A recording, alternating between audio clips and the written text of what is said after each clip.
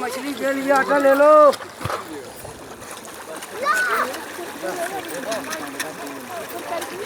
देखो खासा खिला दे।